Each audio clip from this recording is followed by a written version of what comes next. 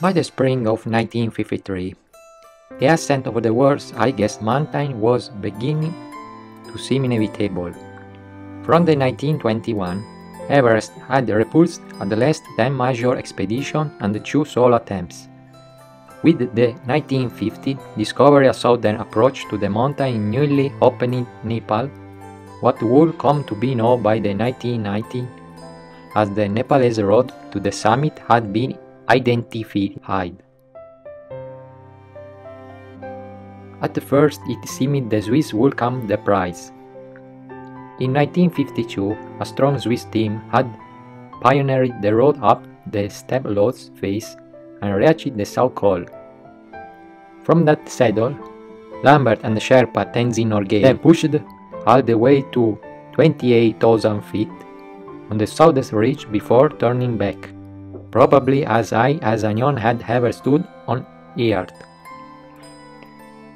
Now, the British were determined to bring every possible advantage to their spring 1953 offensive, including hiring Tenzing as their top Sherpa. From the start, the 33-year-old Edmund Hillary was a good contender for one of the summit slots.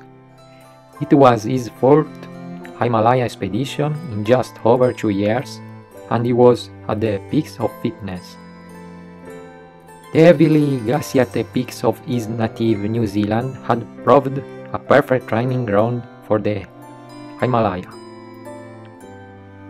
The expedition finally gained the call on May 21. This was late enough for the monsoon, whose heavy snow would prohibit climbing, could arrive as early as June. Because they became the first men to reach the summit of Everest, Hillary and Tenzing would earn an incredible celebrity. Despite a relatively late start, Bourdillon and Evans crested the south summit at 28,000 feet, only 300 feet short of the top, on May 26. But Evans was exhausted, and both men knew they would run out of oxygen if they went on. They agreed to turn back. It was a decision always regretted. So it was that 3 days later, Hillary and Tenzing set out for the top. Their pairing was hardly casual. It had always been intention to include a Sherpa in one of the summit teams, as a way to recognize their invaluable contribution to the success of this expedition. Tenzing had already proved he had summit potential by his performance the previous year with Lambert. But Hillary too had proven his worth, seeming to grow stronger as the expedition progressed. With an earlier start from a higher camp than Bourdillon and Evans, Tenzing and Hillary reached the South Summit by 9 am. After the South Summit, the ridge takes a slight dip before rising abruptly in a rocky spur some 40 feet high just before the true summit. Hillary chimneyed between the rock pillar and adjacent ridge of ice to surmount this daunting obstacle, later to be known as the Hillary Step. The pair reached the highest point on Earth at 11:30 am on May 29. The men shook hands in a good Anglo-Saxon fashion, but then Tenzing clasped his partner in his arms and pounded him on the back.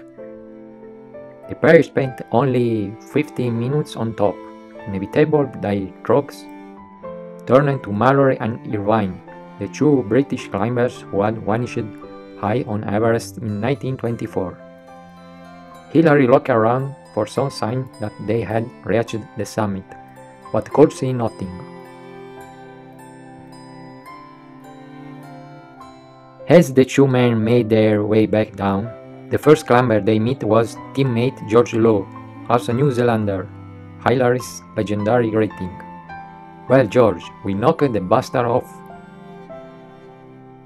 Their fame was spreading heaven as Hillary and Tenzing left the mountain. In Kathmandu, there was a very strong political feeling, particularly among the Indian and Nepalese press, who very much wanted to be assured that Tenzing was first.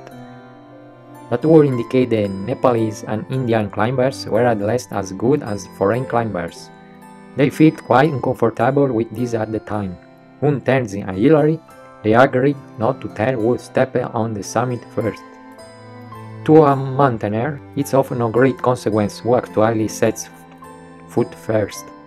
Often the one who puts more into the climb steps back and lets his partner stand on top first.